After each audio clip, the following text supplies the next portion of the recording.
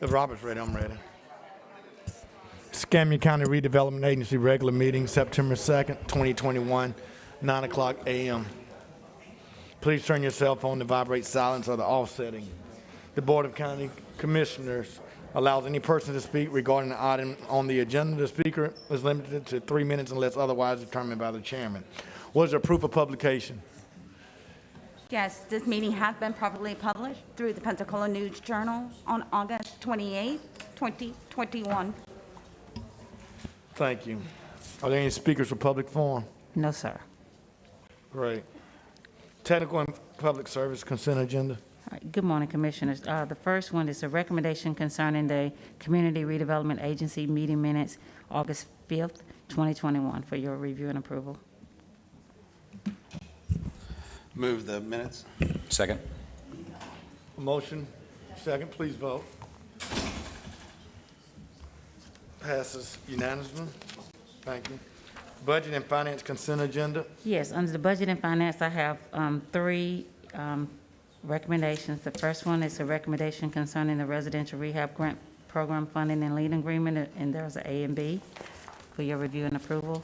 The second recommendation is concerning the cancellation of the Residential Rehab Grant Program lien, and there's an A and a B, and these recipients have met their 1 year of compliance. And the third recommendation is the recommendation concerning the Residential Roof Program funding and lien agreement, and there's an A and B for your review and approval. Move items 1, 2, 3, A and B for all three items. Second. We have a motion and a second, please vote. That passes unanimous with Commissioner Underhill off the dais.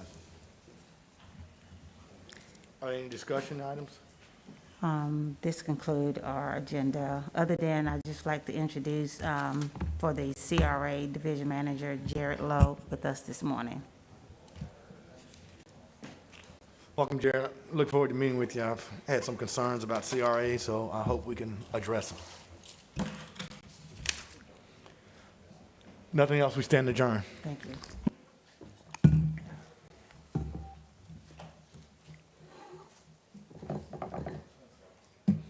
Mr. Chairman? Yes, sir. Thank you very much, Mr. Commissioner.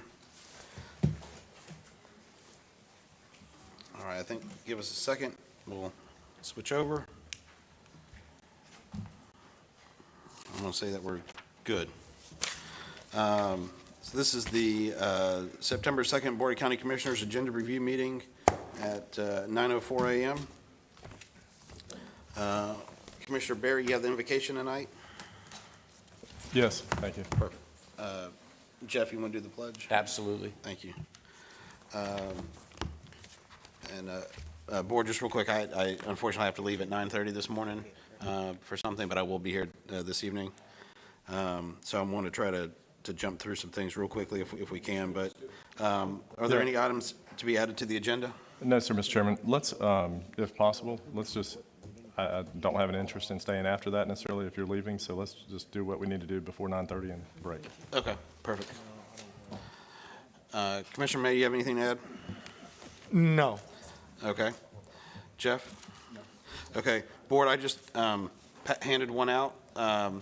So with our Monday call with the hospitals and Mayor Robinson, there was a discussion on monoclonal antibody infusion center. I would like to, of course, they're looking for a letter of support. I wanted to talk to the board about that. But actually, this morning, I would like to go ahead and at least give Eric authorization to make a request through FDEM to get that site here. And then tonight, we can talk about if that comes back as a no, which it's been indicated that they don't have the resources and the funds maybe to help with that. But we want to at least make the formal request. And then Have tonight, they said that? I thought it was just going to be cost reimbursement, that it would be $30,000 and then they they do get have 50% and then they'd give us the final 50%. Well, they do have 21 sites across the state, 2 of them being in Bay and Walton counties, Okaloosa and Bay counties. And so we would like to make that request that the state stand up one here. And then if that is not a successful request, that we go contract with somebody to come in and operate a site here. My understanding is the 3 hospitals are doing about 40 patients each day, which is about 120, and we currently have the need for about 300. And So we're asking the state to stand one up without reimbursement, or how are we asking the state? We're asking the state to bring in a contractor like they've done in the other counties and support the county in doing a site here. So in the other counties, the county's not footing the bill up front? No, sir. Okay. So the formal request will be that we request that the state put one here as well, and duplicate what they've done in Okaloosa and Bay County. And then if that is not a request that is granted, that then we talk tonight about fronting the money while we await FEMA reimbursement and, but making sure that our citizens get the treatment. So we'll know that answer by tonight if he puts it in this morning? We hope to. We hope to. I can't guarantee you that. So we're hoping that if I do it early enough today, that maybe throughout the day they can work it in Tallahassee and give us an answer, is what the hope is. Yeah, and right, I'll be I'll be supportive. I mean, but there has to be a conversation about other protocols that we can put in that people have just neglected to reject and not follow protocols, and because of that behavior is the reason why you're having to stand these clinics up. And so, I'm willing to go to all measures precautionary to protect citizens, but I'm not willing to just liquidate funds and people still have behavior that promotes the spread of this virus. And so I'm very willing to support this, but I think that there needs to be a conversation about what we're doing as a county. We've had deaths. I had an intern to die this past week. We've had employees to die.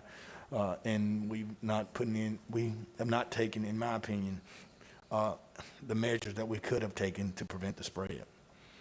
And this is just one part of it. And so if we're going to have a conversation, let's just not have a conversation about spending money to set this clinic up, but let's set policies that protect citizens. Perfect. All right. So do we at least agree that we can go ahead and have Eric send that request this morning? Okay. Absolutely. Yeah, Okay. we need that. Okay. It Yep. works, yeah. All right. All right. Thank I'll you. send a request. Thank you. Marie, do you want to just give a brief update? I know you were on that call, but start with hospitals. We were hoping that we had seen a little bit of a decline last week, but we ended up not holding it. So I think this week maybe a little bit better. I would say, I wish I could be a little bit more encouraged. Just a little bit of update on this slide. I did note that there is a locator for monoclonal antibody therapy on the Florida Health COVID website, as well as a place to make appointments at the state-supported sites. And as Mr. Gilmore said, or I think Commissioner Bender may have said this, there are sites in Okaloosa and Bay counties at this time. And that, I'll go into a little bit more detail into that later in the day, later in the presentation. But you can again see cumulative positivity still trending upward, along with weekly positivity, which you can kind of see last week's numbers are slightly down, but still well above that 20% mark that we've been sadly holding for the last several weeks. And then the case rate, which again is the number of cases per 100,000 people of the population, is approaching now 1,000. And as a reminder, testing is available in the community 7 days a week now. So at Brownsville, Monday through Friday, at the health department on the weekends.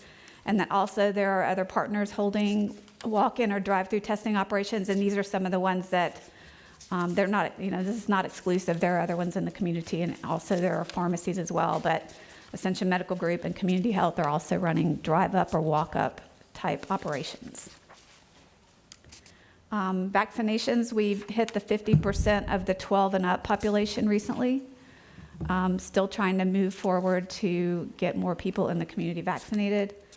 And again, vaccine is available at the health department Monday through Friday, 8 to 3:30 on a walk-in basis, as well as several other partners doing operations like that, and then commercial pharmacies in the community as well. And Marie, I think I can't remember if we discussed it here, but there are essentially, there's two options for those that have already had both doses or been fully vaccinated. There's the third dose and then a booster. And can you just highlight the difference between the two real quick? Because you can go to all these locations to get one or the other. Right, yes. Currently, and thank you for asking for that clarification. Currently, the third therapeutic dose is authorized for people with a compromised immune function. So what they're saying is that for somebody that is not immune compromised, 2 doses is therapeutic enough to convey the immunity. But for somebody that's got a kind of a suppressed immune function, they may need a third dose. That dose should be 4 weeks after the second dose, and it should be for people who received Pfizer or Moderna, the mRNA vaccines. There is a discussion about a booster dose being authorized soon. That is currently not authorized. So we are expecting later this month to see that authorization come through. And that would be somewhere in the 6 to 8 month post second dose mark for people who have had those mRNA vaccines. Okay, perfect. Does that answer the question? Yeah, I just wanted to let everybody know the difference. Thank you. And just touching on the monoclonal antibody therapy sites, the Florida Health COVID website does have the kind of locator and the appointment scheduling. And right now it is currently on the front at the top of the page in this orange bar that I snapped and grabbed and put on here. So you can see all 3 of those buttons for that. And again, just encouraging practicing those other prevention methods is still very important. All right. Thank you. Any questions for Marie? Yes, ma'am. Hi, the last 2 times that you've come before us, I've asked a couple of different things, and you followed up, and I appreciate the follow-up that you've sent when you sent me the studies about transmissibility among people who have been vaccinated. But the one big question that I keep asking is about the number of deaths locally, and I know you were going to work with Eric. We still don't have that information. My constituents want to know. We know that folks are dying of COVID here in Escambia County, in our area. What is the brick wall? Why can we not get that data on our dashboard? This is the 3rd time I've asked. I know. I wish I could answer that. I spent a good part of yesterday digging through the CDC website because it was updated yesterday. Again, trying to find that type of data, and all I could get was a cumulative number. I will keep working on that. Well, I mean, Eric, I know, Eric, we were going to work with the local hospital people, and I mean, this is an issue that, and I appreciate the work that you've done and getting the dashboard back up and running, but to me, I mean, if the state's not going to do it, just like recovery numbers, we got to do it ourselves. Right, so- And are the hospitals providing us that information? No, they're not providing us information. Now, They why- did break it out by adult and pediatric, but I will say yesterday at a press conference, the governor did admit that number is something that needs to be out there. So I'm hoping that he instructs DOH here shortly to start putting that information out there. And I hope he does too, and that's great, but I guess my point is, we shouldn't have to wait. I mean, we have relationships with each of these hospitals. I speak with these directors and the presidents of these hospitals. Are they not telling us because of fear of the governor? No, I don't think it's fear of the governor. I think it's one, the case definition of a COVID death. What is the true case definition of a COVID death? And if we did just the hospitals, we still wouldn't capture all COVID deaths because there are people die at their homes or in other facilities that we won't capture as well. So we will never get a true number of what the community looks like. But I'm hoping from yesterday's press conference that I think the governor's maybe had a change of thought, and he did mention, or he's come out and said that this is a number that should be out there. So I'm thinking DOH is going to start reporting this. EMs have put pressure on the governor's office and DOH throughout the state because we've asked this on every call. This is something that we would like to see, and everybody, as you yourself have said, we'd like to see it as well. So it's something that we need to put out there. So I'm hoping we're getting traction on that and should see something pretty soon. Like pretty soon, and I don't Like mean- next week, I'm hoping, honestly, so. Yeah. And Jeff, something that I've brought up on the call, because I know it was something that you had asked for, and the hospitals would, but I think they also want to make sure that they're putting out accurate information. Correct. Sure. And as Eric said, my understanding is that process is that it essentially, it gets reviewed before it gets labeled as a COVID death, and so they want to make sure that they're following the state guidelines and Well, allowing the state to review it just seems that before it was such an easy thing to report, and we had it, and every night the news had the rundown, and suddenly it just seems over this surge, there's been a change away from that. Right. And the folks who don't get information feel like people are hiding information. When people feel like information's being hidden, and then they lose trust, and then there's a trust deficit, and then nothing means anything. Right. So, but I know, obviously, Marie, you're limited in what you can do. Frankly, I get that. But we're not. We're the county. We can go get the information and put it on our dashboard, just like we did with recovered numbers. We just got to have the will to do it. So, I mean, every meeting that we have these meetings, as long as the surge is going, I'm going to ask for that information because I think it's what my constituents want to see. Well, I'm hoping by the next meeting, you'll see that added on there because, as I said to Governor yesterday, admitted to it, that it should, probably a number should be out there. So I'm Right hoping on. he instructs DOH to get that for us, so. Okay. Thank you, Mayor, Mayor. and what Coach Commissioner Bagash is saying, and I certainly agree. Yes, sir. Are the hospitals, I mean, we fund the medical examiner, we do a lot of funding for our 3 medical facilities. Are they not reporting it? I mean, what's prohibiting it? I mean, because obviously they can't do it in all 67 counties, but as Jeff says, we have stewardship of this one Right. county. And so why can't we report it? Well, I think it's a case definition thing. I think it's understanding what is a COVID death and how it's documented as far as when they do the autopsy or anything. I talked to Dr. Orleski, and there's certain ones that are just obvious. They're COVID. And then she has not done testing, is my understanding, in July, I think, is what she said. She doesn't test everybody like she did before. So she kind of has stopped that. So unless you do a test and understand, was it a COVID death? Was it a cardiac arrest? Was it a cardiac arrest related to COVID? It's all about how it's cased out. Yeah, it's all So a play on words. that's the problem. So It's a big play on words, but I tell you, I've been at the hospital for 14 days Yes, sir. straight, and I've talked to many nurses and doctors, and I mean, I've heard the codes, and they're on the COVID ward. Right. They're in the COVID room, not being able to see their parents, and they die. Right. You know, that should be reported, and hospitals have that data. I mean, and so, I mean, I would like for that to be requested. I wouldn't see why our healthcare providers would not provide for that. They're in a COVID room on a COVID floor, and they died. They died. So whether they want to say the complete cause of death was COVID, it was certainly COVID related. Okay. I mean, and we deserve to have that information, and I would like to know if the hospital administrators are not giving that, or if our medical examiner's not giving I that, can because that's a definitely further ask him, concern. so. Because Jeff's asked for that for the last 2 meetings, and I've supported, last 3, and I've supported him. Okay. But in the meantime, we've continually to support our healthcare partners with funding or whatever they so desire. And so this is a pandemic and a community effort. And so citizens, to eliminate as much panic as possible, we just should share the data. Right. And I mean, if there's someone that's prohibiting that, then that's probably a larger conversation to have. All right, sir. Perfect. All right. Yeah, I was going to recognize Michelle Salzman's here. Okay. So Representative Salzman's here. Thank you for being here this morning. Thanks for having me. I'm just here to speak on the firefighter stipend that I think is on your agenda. On August the 23rd, I got a message from one of the firefighters here locally who expressed concern about a confusion with the stipend that the state gave out in the budget. And I requested that he email me all of the information that he had. And when I got all of the information, which was a lot, I immediately called Jimmy Petronis, who is the CFO, as well as the fire marshal for Florida, and asked him what happened and how did this go about. And he kindly said it was the legislator's fault, that we had to draw a line somewhere in the budget, and that was one of the lines and where it was drawn. And so unfortunately, a lot of folks missed out on that. And we continued the conversation with how some counties and districts were supplementing that with their own dollars to try to fill in the gaps.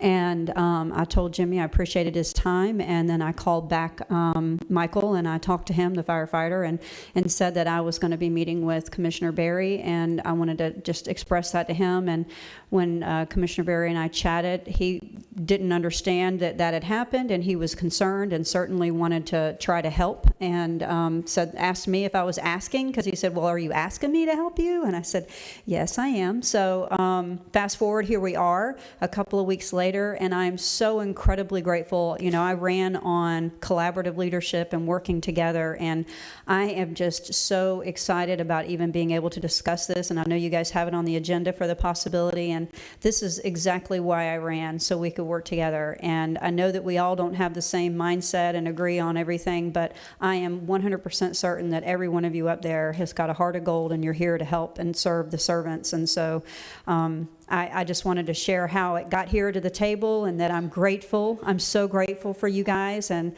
I think this is a prime example of how government should work. So Hopefully, we'll be able to do something the legislator couldn't.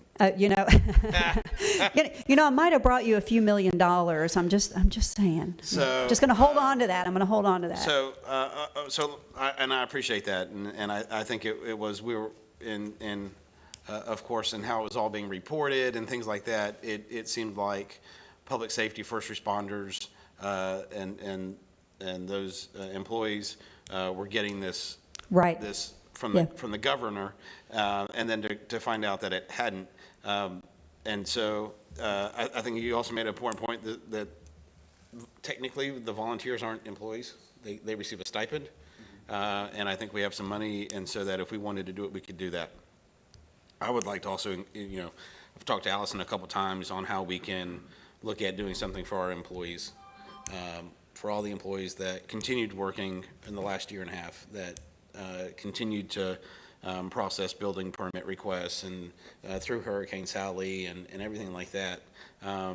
Because, and although the first responders and everyone who was responding, we still had employees coming to work every day. And if there was a way that we can include them, I know it may not be tonight, but I would like to at least let the employees know that I have been asking about that, and hope that we could have the support for that, to provide that. And I think there might be a few different ways that we could. Again, you guys don't meet for a few months. The legislature actually prohibits us from giving bonuses. Right, which this is not a bonus, and we didn't give bonuses either. The media called it a bonus because it's an easy way to explain it, but it's not a bonus. It's a stipend, kind of like a supplement for working during a pandemic, during a national emergency. So we actually meet in a couple of weeks for committee weeks. We start early this year, but Well, the governor was able to do it somehow, and to all the ones that are employees. And I think if we could change that, that the state changes that to where we could be authorized to give a similar benefit to our employees. I understand that this was put in place for, not providing thousands and thousands of dollars to people as they were on their way out or something like that. And I understand and support that, but I think when the president's somewhat been set by the governor's office, that we should be afforded the same opportunity to pass along to our employees. that makes sense. And going back to the passing money as they go out, one of the stories that Jimmy had shared with me was in his community there was a fire chief that was there for 22 years, and he retired May something, and the legislation said they had to be working as of June 1st. And so somebody that served full-time for 22 years missed that. But at some point we do have to draw the line, and so not necessarily saying that the line should be absolute and forever. So I support looking into that, and I'm happy to look into that before we have session to see what that looks like for you guys, because that's what we're supposed to do, is help one another. And if that's what you guys want to do, then I can try to help you find a way to do that. But for today, I think it's really sets the signal that we love and support all of our first responders, including the volunteer firefighters. So I really appreciate this. Thank you, Stephen Barry. That you were so easy to talk to about it. So all right. Commissioner May? Yeah, Mr. Chairman, Honorable Sal, I just want to thank you for those kind words. You've been so kind to this board in your public remarks to us, so I want to publicly thank you. But more importantly, I want to thank you for what you set up this past Monday at Hillcrest on mental health. It was most informative and collaborative, and I think it's just what the community needs. So thank you for that leadership. I certainly appreciate you letting me be a part. Thank you. Thank you for attending. We had that was the most incredible turnout. It was amazing. So, and we have some actionable steps that we're taking, which is something folks doubted. I guess they didn't see who was in charge, did they?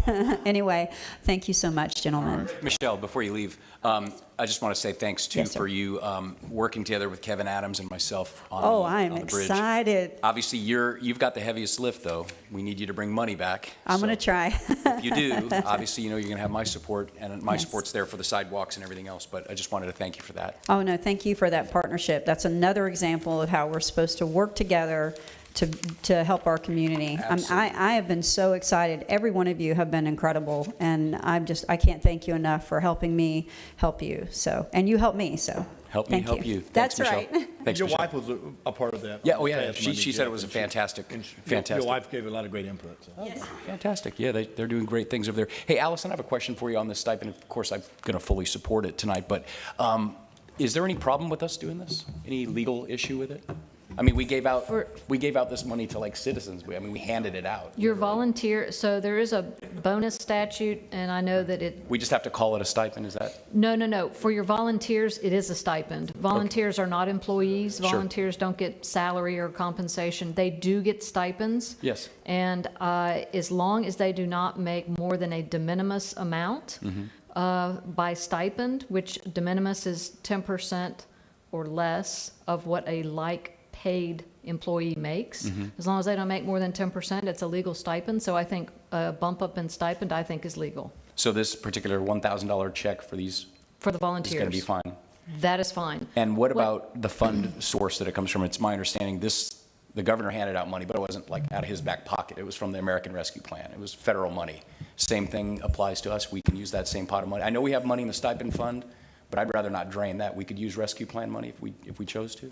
I believe you can. Okay. There's a different question which Commissioner Bender is asking about, which is everyone else. And there is a way to use the American Rescue money for premium pay. There may be a way under our, the bonus statute I was referring to, we can come up with a policy or something to help address some of your other people, but that's not on the plate for tonight. Sure. And so for tonight, we can make it happen, and you can give us the cookbook, the recipe of how to do it legally. I don't think there's a problem with it. Okay. All right. Thank you. Anything else? All right, thank you. Do we want to talk about 11? I'd kind of like to talk about that. Yeah, you want to talk about it real quick? Okay, I want to know if we have 3 votes. That'd be kind of cool, because I know Luna can't vote on that. sure. Madam Attorney, so we have the Levin firm that's willing to represent us. Yes, sir. That's For the- on your agenda Yeah, for this and evening. obviously, we can't talk outside these meetings, and this evening, I just kind of want to know, is it your inclination to accept that offer if the board? goes- Absolutely. He's offering to do it pro bono, bono. other than costs. Yeah, Yes, sir. and I know that, yeah, so Stephen's there, you're there, okay, so we got 3 votes, all right, thanks. And I've advised Commissioner May to abstain. Yep, understandable, your sister works there, yeah, understandable. But I think that's a very generous offer. I mean, I Quite. think he was just awarded and nationally recognized as one of the top trial attorneys in the country. He's going to do it for free. We know Levin is one of the, yeah. Well, I'm sure they'll make cartoons. They love to make cartoons, but that doesn't matter. We'll plow right through it. But glad to hear that we'll have 3 votes for that. That's a big deal. Yes, sir. Can't wait to see what they do. Thanks. All right. Anything else? And board, again, I apologize. I had we're actually holding a press conference that I need to attend. It is, yeah. Is it what I think it's going to be? I think so, but I look forward to talking about it tonight, so. All right. Well, thank you. We're adjourned.